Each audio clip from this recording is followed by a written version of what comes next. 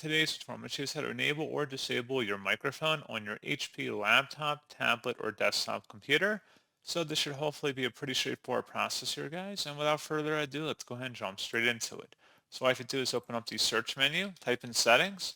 Best result should come back with settings here. Go ahead and open that up. On the left side, select system, and then on the right side, select where it says sound.